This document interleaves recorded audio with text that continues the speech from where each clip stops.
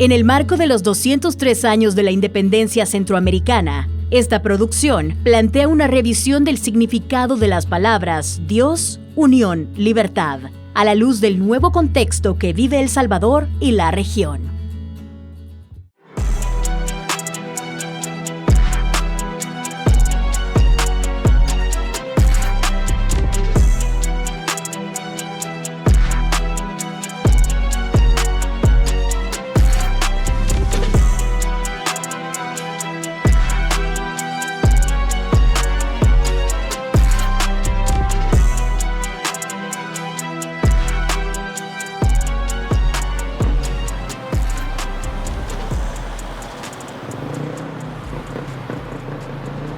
Desde sus primeros años como república, El Salvador ha tenido una bandera que lo representa.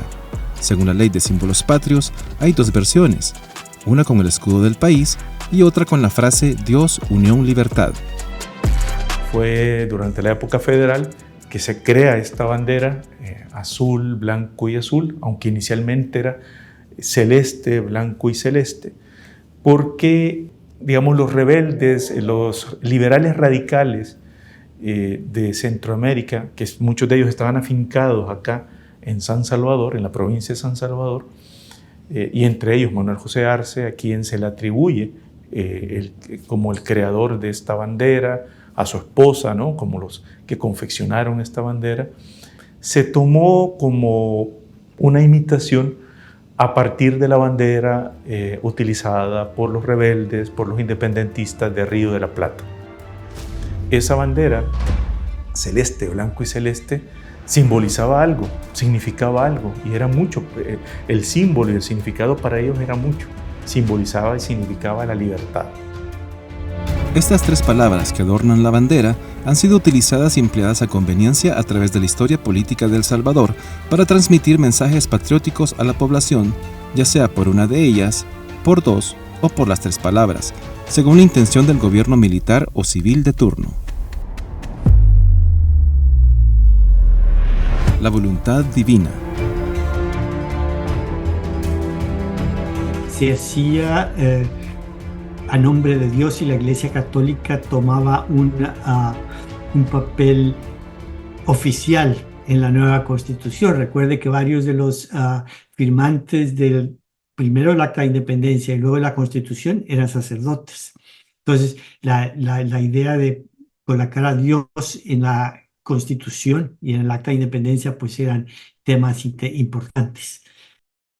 Que hemos sido una monarquía católica y asumir ahora que seremos una república católica. Es cierto que a lo largo del siglo XIX vamos a encontrar nosotros ya posturas que van a ir cambiando y posturas que van a ir apelando a una tolerancia religiosa, a abrir las puertas a la inmigración que no necesariamente es católica, que será protestante, ¿verdad? No importa, siempre va a ser cristiana. Entonces, la primera expresión Dios de esta leyenda, la primera palabra de esta leyenda va a evocar eso. Va a evocar que hemos sido educados y hemos sido formados en una tradición católica y muy fuerte, ¿no? Y esa tradición como república la adoptamos. Podéis estar seguro, excelentísimo señor nuncio, de que la misión espiritual de paz y de amistad encomendada a vuestras altas dotes encontrará siempre el seguido apoyo en mi gobierno. Algo muy importante debe ser cuando hablamos de ideas y de valores, tales como Dios, la unión y la libertad, considero que es muy importante historizar y contextualizar cuál es el contenido real que tienen, porque el peligro que tienen, tanto, sobre todo ideas como la de Dios, como la de la libertad, como la de ser una sola unidad, es que tienden a ser ideas cuyo contenido es muy abstracto y por lo tanto es muy fácil distorsionar su contenido y convertirlo en una herramienta para justificar ciertas prácticas de dominación, de sometimiento, de violación de los derechos humanos.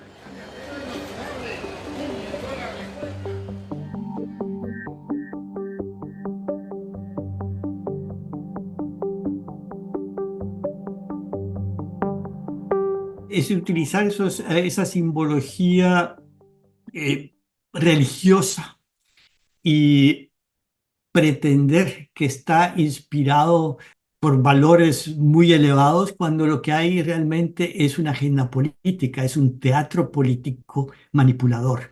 Francamente, yo pongo en duda la sinceridad de ese acto tan teatral, tan orquestado, de un individuo que en el pasado nunca había demostrado mayor interés en la religión y ha demostrado una gran flexibilidad también en sus ideas políticas. Es decir, cuando le convino ser de izquierdas fue de izquierdas y cuando le convino ser de derechas fue de derechas. Nosotros debemos de pensar como país y como ciudadanía qué tipo de país es el que queremos, ¿no? Un país en donde se nos restringe nuestra forma de pensar, o un país, y no solo hablo en términos religiosos, ¿no? O un país en donde justamente haya una apertura, una verdadera apertura, siempre y cuando pues, esta apertura no dañe a otras personas, ¿no? A otros miembros de la comunidad, de nuestra colectividad y de la ciudadanía, ¿no? La religión en El Salvador. El 98% de los encuestados creen en Dios, 44% son católicos, 40.6% evangélicos y 13% no practican ninguna religión. Un país unido. Esta idea de Dios, unión, libertad como una frase simbólica con el movimiento unionista. Y era un poco reacción a la amenaza imperialista de Estados Unidos. Cuando se siente la amenaza imperialista de Estados Unidos, se habla con más fuerza de unión, pero una unión defensiva. Si uniéramos Centroamérica, tuviéramos un país de 560,000 kilómetros cuadrados. No es mucho, la verdad. Es solo el 1% del territorio mundial. Es el 1% del planeta. 50 millones de habitantes. Tenemos todo el monopolio del acceso del Océano Atlántico al Pacífico y viceversa. Por supuesto que somos un país desunido, ¿verdad? La unidad que aspiraban hace 200 años los liberales republicanos era una unidad no tanto colectiva como una unidad de las provincias. Igual lo podemos pensar ahora, ¿no? Pero antes de irme a una unidad de los países centroamericanos, debemos de pensar también una unidad interna. Y hoy por hoy somos un país muy desunido. Estamos muy polarizados, no solamente a nivel ideológico, sino también, y considero yo mucho más fundamental, a nivel de garantía de goce de los derechos humanos más básicos. No podemos considerar que somos un solo país cuando vivimos en condiciones tan desiguales y tan injustas para la gran mayoría de la población. Si queremos hablar de una auténtica unidad nacional, debemos apelar y debemos considerar más bien que esta unidad debe estar fundada en una igualdad real de condiciones de vida, que garanticen una vida digna. Según el Informe de Desarrollo Humano para El Salvador, presentado por el PNUD en marzo de 2024, la polarización política es grave, porque merma la capacidad colectiva de construir consensos, la capacidad de construir una visión compartida de país, de región y del mundo, y que lleva detrás de sí una serie de elementos que la alimenta, como la desconfianza y como las profundas desigualdades. No podemos estar de acuerdo en todo, hay diferencias de tipo de política económica o otros otras formas de pensar, inclusive estrategia política. Pero sí la unión básica de que estamos en una empresa común debería de ser muy importante. Pero cuando buena parte de la estrategia comunicativa del gobierno, al menos, es estigmatizar a sectores de la población, es dividir a la población entre los buenos y los malos, los buenos definidos desde el Estado, y el ataque a cualquier crítica del gobierno, como que si fuera una crítica contra el Estado, como que si fuera una crítica contra todo lo bueno. Pues yo mismo a veces he expresado mis puntos de vista y he recibido ataques muy destemplados y muy desagradables de parte de comunicadores vinculados con el Estado. Pues eso totalmente desnaturaliza la idea de lo que debería ser el papel del Estado con respecto a fomentar la unión de los salvadoreños hacia el futuro que nos debe unir a los salvadoreños, a buscar mejor educación, a buscar mejores servicios educativos, el bienestar de la población en general, y no solamente de algunos, y no solamente de aquellas personas que son amigas del Estado, amigos del gobierno. Si le preguntan al pueblo salvadoreño si se sienten libres hace un año, les dirá que no. Pero si le preguntan que si se sienten libres ahora, contundentemente todos les dirán que sí. La libertad de hoy. ¿Qué tipo de libertad es la que queremos? ¿Qué tipo de libertad y emancipación es la que aspiramos? Y en este contexto mundial de relaciones, de relaciones comerciales y fraternales, en donde la reciprocidad debe ser un elemento fundamental, ¿no? Y en la actualidad, a partir ya de la transición democrática de los 90, la idea de libertad ha estado muy fuertemente asociada con la idea de la libertad del neoliberalismo. Es decir, libertad ¿para qué? Para consumir más.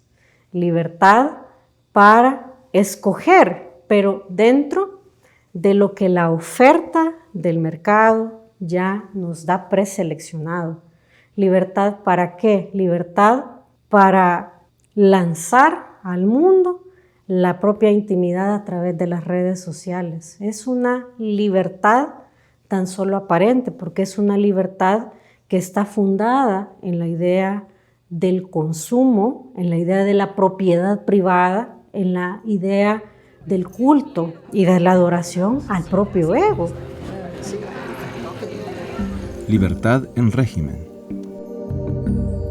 En abril de 2024, una encuesta realizada por el Instituto Universitario de Opinión Pública de la UCA reveló que tras 2 años bajo el régimen de excepción, el 74% de los salvadoreños se muestra más cauteloso al expresar sus opiniones sobre esta medida. El estudio refleja el creciente impacto del régimen en la percepción de la libertad de expresión en el país, lo que plantea interrogantes sobre el clima social y político que atraviesa El Salvador. En apariencia, somos libres porque hay, en teoría, menos delincuencia, hay menos criminalidad, pero estamos hablando de una verdadera libertad cuando lo que hemos hecho es, pienso en un pacto faustiano, como el que hace Fausto con el demonio. Es decir, ¿qué estamos dispuestos a sacrificar para poder tener libertad?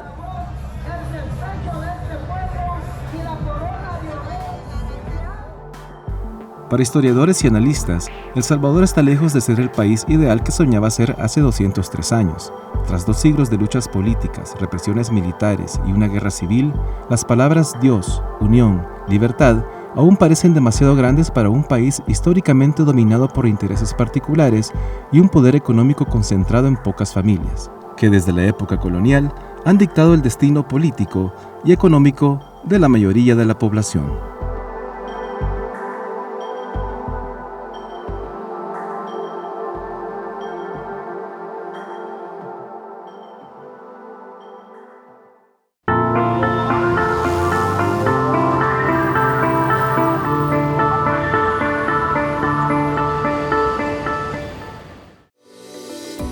A continuación, el editorial.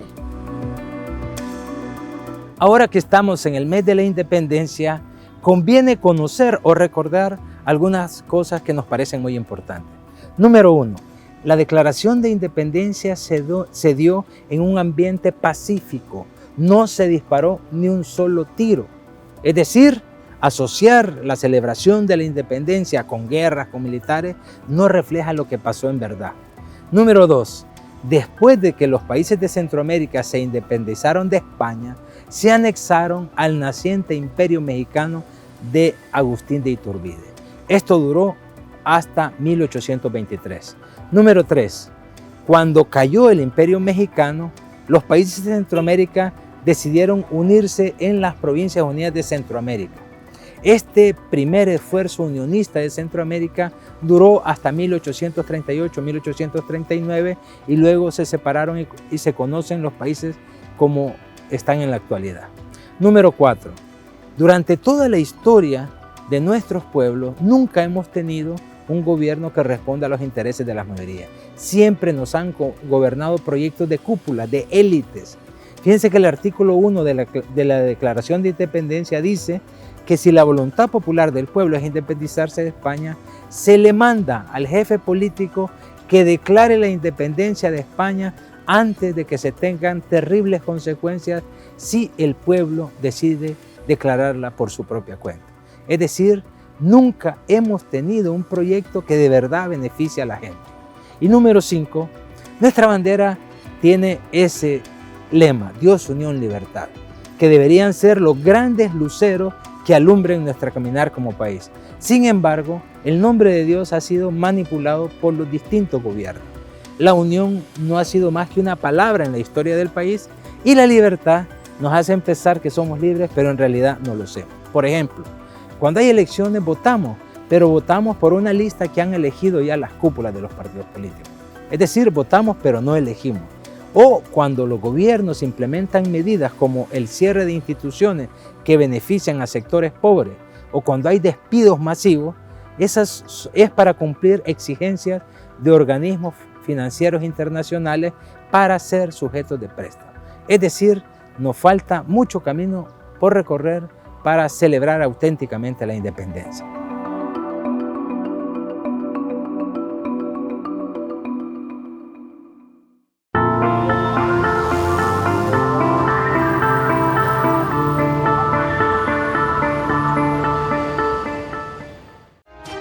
Al filo de la semana. Análisis de temas nacionales e internacionales con un enfoque diferente. José María Tojeira, al filo de la semana. De nuevo estamos con ustedes al filo de la semana. Otra semana bastante cargada de situaciones, problemas, reclamos. Es una semana fuerte en el campo noticioso. Vamos a ver cómo podemos ir avanzando. Justo cuando terminábamos el programa de la semana pasada, saltó a la luz todo el tema de la lista de cotizantes del Instituto Salvadoreño del Seguro Social, ¿verdad? Y ha habido escándalos por los salarios, algunos aparecen realmente como desproporcionados, ¿verdad? Son salarios semejantes a los de los sobresueldos. La única diferencia es que esta vez son legales y ojalá fueran transparentes, ¿verdad? Es decir, yo no veo tanto problema en que una persona sí funciona, ¿verdad? Es decir, en un cargo de mucha responsabilidad, como sea un ministro o lo que sea, que pudieran ganar $8,000, $9,000, ¿verdad? Es decir, bueno, no le veo yo tanto problema, le veo problema a que se consiga dinero ocultamente, ¿verdad? Es decir, bueno, los salarios sí, algunos son escandalosos, es decir, cuando se habla de un salario de $40,000, uno dice, aquí realmente están tirando la casa por la ventana, ¿verdad? Es decir, no se necesita ser director de algo para ganar en este país esa cantidad, ¿verdad?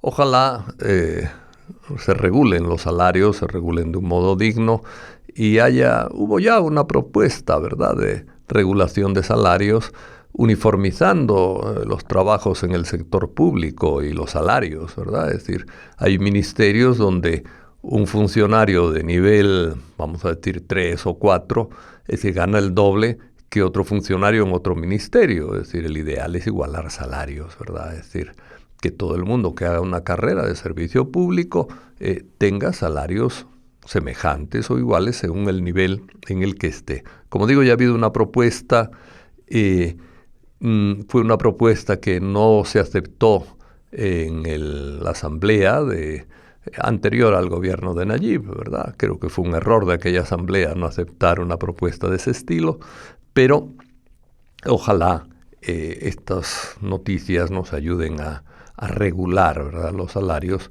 de un modo equitativo y de un modo también decente, ¿verdad? Una cosa que impresiona un poco en esta lista de cotizantes del Seguro Social, yo no he entrado, pero por lo que me han dicho, porque he preguntado a alguna gente, que no aparecen ahí los grandes millonarios salvadoreños, no aparecen en la lista, ¿verdad? Y uno dice, bueno, es decir, viven como reyes, y parece que no tienen necesidad de cotizar al seguro. Primero, me parece una falta de solidaridad no cotizar al seguro, porque el seguro es una institución de solidaridad del Estado y en ese sentido todos deberíamos cotizar, ¿verdad? Incluso gente que no cotiza y que está excluida del seguro, yo creo que en el mediano o largo plazo en el país, ojalá en el corto, debería cotizar al seguro, aunque fueran cantidades muy pequeñas, pero los informales, etcétera, todo el mundo debía estar en el seguro social y quitar esa escandalosa situación de dos sistemas públicos de salud, uno para los que tienen un trabajo formal y otros para los que tienen un trabajo informal en la práctica y de peor calidad, notablemente además. En fin, pues ojalá los millonarios coticen. Y ojalá también se transparente un poco de qué ganan estos señores, porque los vemos pasar en carros de $60,000 y dice uno, bueno, no cotizan al seguro, es decir, ¿de dónde les viene? No tienen salario formal, ¿de dónde les viene tanta riqueza? ¿Va? Bueno, supone uno que de las acciones, pero a uno ya se queda con la idea de que tal vez por las acciones pagas menos dinero en renta que lo que pagamos los de la clase media por el salario, ¿verdad? Es decir, eso también es bueno saberlo para que se regule en el país también el impuesto sobre la renta, que yo creo que está poco regulado a veces por esta especie de trampas que hacen los ricos que trasladan sus gastos a sus empresas, ¿verdad?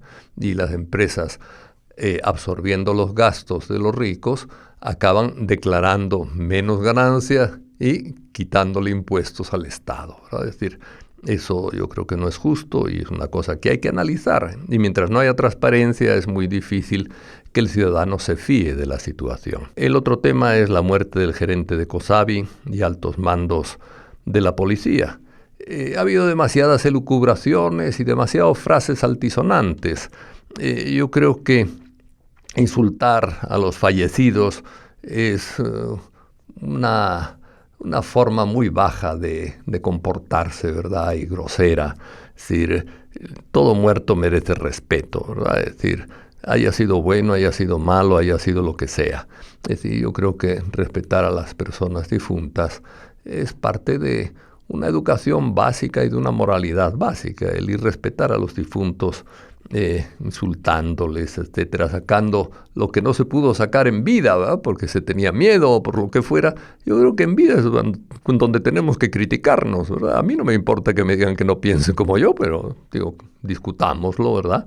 Y a mí tampoco me importa decir no pienso como este señor, pero ya fallecido, empezar a pelear con un muerto me parece de estúpidos, la verdad, ¿verdad? Es decir, con perdón de las personas, he dicho una palabra un poco fuerte, pero yo creo que a los muertos se les respeta, ¿verdad? Es decir, sean lo que sean, como decía.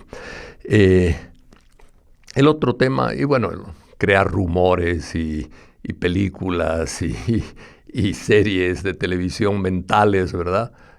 Sobre qué pasó, qué no pasó y tal. Bueno, yo creo que lo bueno es que se investigue. Parece que se va a investigar, que van a venir gente que conoce ese tipo de helicópteros y van a decir qué es lo que pasa. Gente independiente, pues muy bien, ¿verdad? Ojalá se aclare qué es lo que pasó, porque un caso de eso le interesa a todo el público saber qué es lo que ha pasado.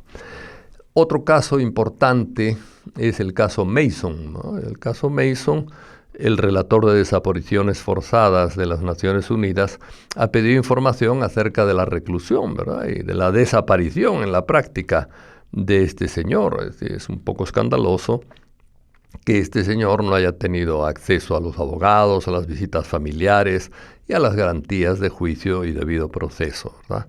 Entonces, también, además del relator de desapariciones forzadas, la Relatoría sobre Ejecuciones Extrajudiciales también ha reclamado, ¿va?, el Grupo de Detención Arbitraria y otras instituciones de la ONU, porque las medidas adoptadas para garantizar que las familias reciban informes médicos y autopsias precisas no se ha cumplido en el caso de Mason, ¿verdad? Este caso sí deja mucho que hacer en el campo de los derechos humanos. Yo creo que hay un aviso muy serio que no solamente afecta a la persona fallecida de este señor Mason, sino que afecta también a otros casos. Es decir, se dice en estos informes de la ONU, se recuerda, que la retención absoluta de información sobre personas privadas de libertad, aunque sea temporal, es decir, aunque sea temporal, esto hay que subrayarlo, constituye el delito de desaparición forzada.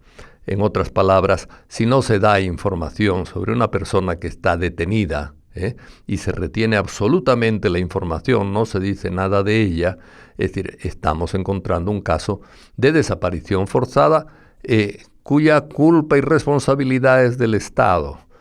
Esto yo creo que es grave y es un aviso que hacen bien en dárnoslo, porque con todo este tema del régimen de excepción ha habido demasiados casos de lo que técnicamente son desapariciones forzadas, aunque sean temporales, ¿verdad? Entonces ese punto sí me parece importante del caso Mason. No es solo un caso particular, sino que ha sido una tendencia en el régimen de excepción a retener personas sin dar explicaciones y retener absolutamente la información. El Pleno Legislativo, vamos a decir algo positivo, ¿verdad? Porque siempre hacemos crítica, conviene resaltar lo positivo. El Pleno Legislativo aprobó por primera vez y por unanimidad el pronunciamiento propuesto por el Partido Arena para concientizar sobre la prevención del suicidio. Realmente es importante, es otro tema que pasa desapercibido. Nos fijamos mucho en que ha disminuido el número de homicidios, ha disminuido pues a un 2.5 por cada 100.000 habitantes.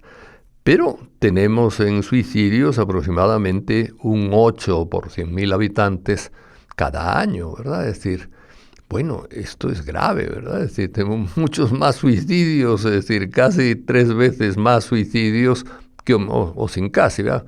3 veces más suicidios que homicidios. Esto no es normal. Es decir, lo normal es que haya más homicidios que suicidios. Pero ¿qué nos pasa? Bueno, ¿qué hace el Estado? ¿Qué medidas de seguridad y protección mental hay en el país para ayudar a la gente? Bueno, yo creo que todos, ¿verdad? Es decir, no solo el Estado, también las iglesias, otras instituciones humanitarias, debemos preocuparnos por hablar, conversar con la gente que sufre, ¿verdad? Es decir, hay gente que una ruptura amorosa le rompe el corazón, como dicen, ¿verdad? Y le pueden surgir ideas de cualquier tipo, ¿verdad? Es decir, bueno, hablar, conversar, animar al tratamiento psicológico, que haya lugares en el Estado, ¿verdad? Que haya dependencias en las que se pueda tratar a la gente en medio de los problemas. Somos un país con problemas económicos, con problemas emocionales, con problemas familiares, con problemas migratorios. Es decir, gracias a Dios, con menos problemas de homicidio, de delincuencia homicida, pero con problemas también de violaciones y de maltrato de la mujer, demasiado exagerado también. Bueno, pues todos estos problemas crean tensiones muy fuertes. Vamos a abandonar a las víctimas, vamos a dejar que se suiciden. Eso no puede ser, ¿verdad?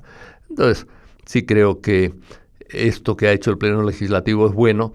Ojalá no se quede ahí en un pronunciamiento nada más, sino que el Estado se esfuerce por atender una situación que es grave en el país, ¿verdad? Es decir, En el 2023 se hablaba, según Medicina Legal, de 517 suicidios, ¿verdad? Y siempre con posibilidad de subregistro, porque a veces la familia le da pena decir que se suicidó y no llama a la fiscalía, dicen que se le paró el corazón o cualquier cosa así, ¿verdad? Es decir, pero sea como sea, el número es grande, ¿verdad? Y es 8 suicidios por cada 100.000 habitantes al año.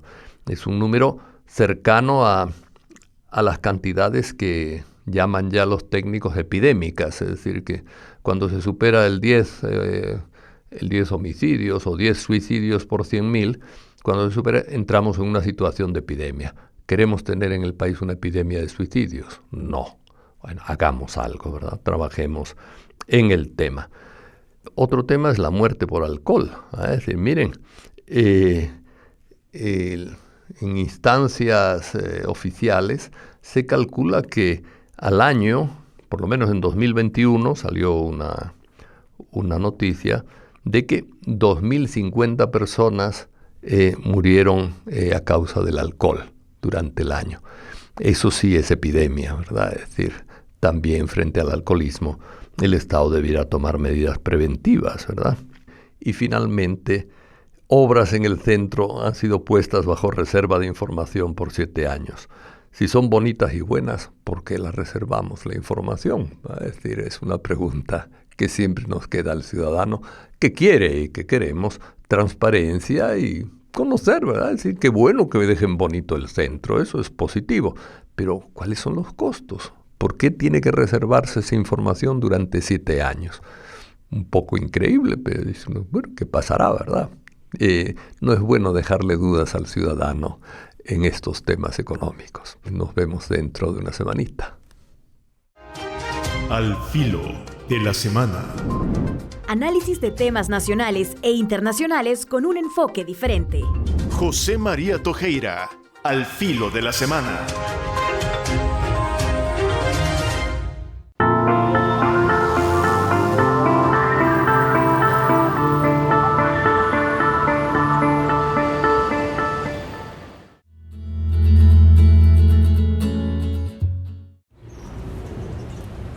Sabes, me gusta verte escribir.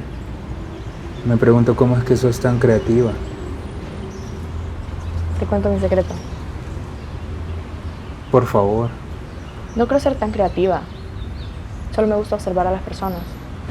Cada uno de ellos tiene historias diferentes. Puedo imaginarlas por su forma de vestir, por su forma de hablar, por cada pequeño detalle. Puedo tomarlos y convertirlos en personajes, tomando sus historias de base para algo más. Inténtalo. Ellos. Puede ser que tengan una historia de amor desde niños y quizás él la conquistó con su torpeza y ella lo ayudó a mejorar. Dale, deja volar más tu imaginación. ¿Y si en una vida pasada ellos estuvieron juntos, pero por cosas del destino tuvieron que separarse y ahora que sí lograron estar juntos, aprovechan por ello cada momento? ¿Y si nosotros somos ellos en otra vida? Créeme que, sin importar en qué vida estemos, iría a buscarte siempre.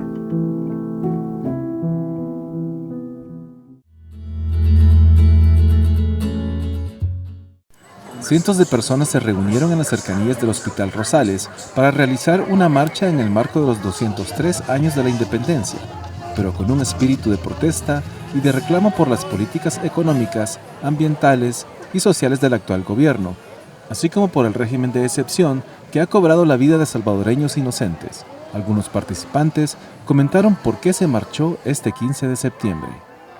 Por la libertad de todos los inocentes. No es justo que por gente que fue parásito de la sociedad estén inocentes muriendo allá adentro. A mi hermano me lo han operado allá adentro y yo no sé cómo está él. Desde que lo operaron se lo llevaron para el penal y no me dan resolución de él. Yo necesito que mi hermano salga. Él no es ningún delincuente, se ha presentado todos los arraigos y no nos quieren dar la audiencia especial, se niegan a darla.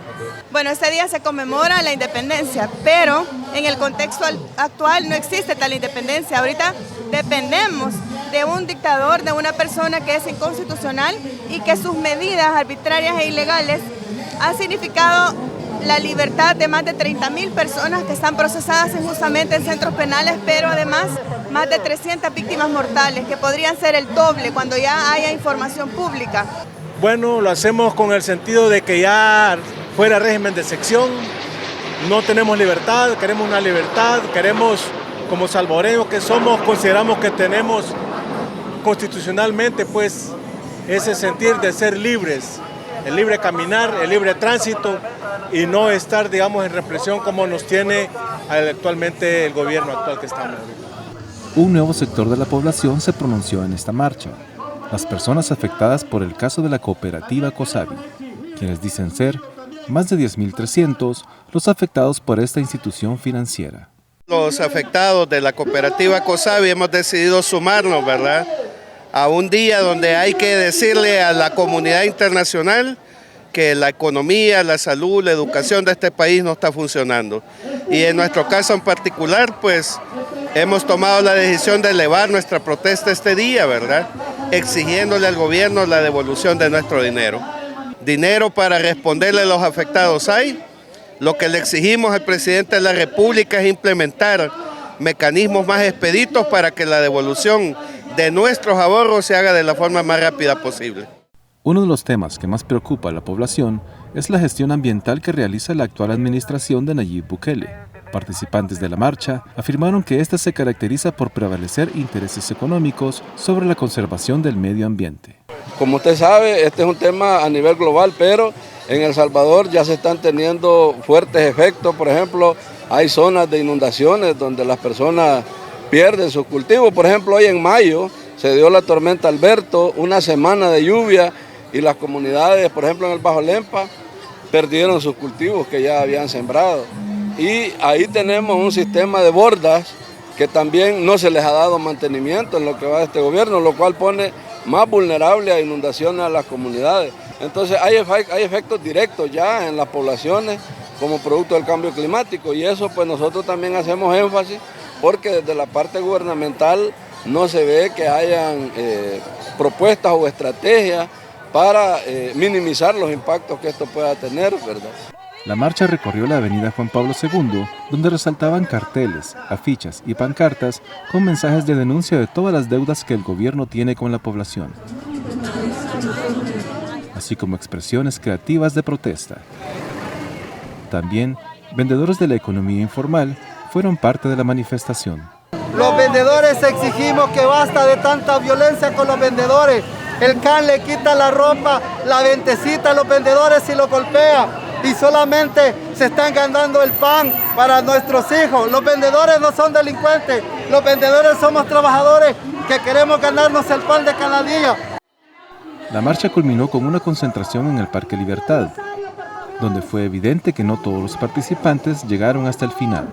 Sin embargo, quienes se agruparon frente a la Iglesia del Rosario cerraron la jornada con mensajes de ánimo para seguir exigiendo justicia ante la situación actual que vive el país en materia de derechos humanos, represión por el régimen de excepción, la crisis económica y el abandono del medio ambiente.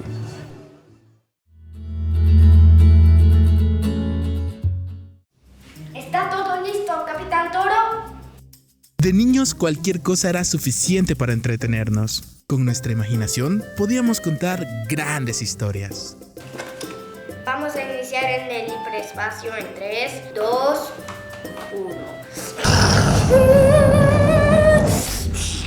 ¡Wow! ¡Qué hermosos planetas! ¡Oh no, Capitán Toro! Hay una lluvia de meteoritos que se va hacia nosotros. Vamos a esquivarlos. ¡Ay no! Apúrese que ya es tarde, vaya a bañarse. Y algunos de esos niños crecimos amando contar historias. En Ícaro queremos darles un lugar.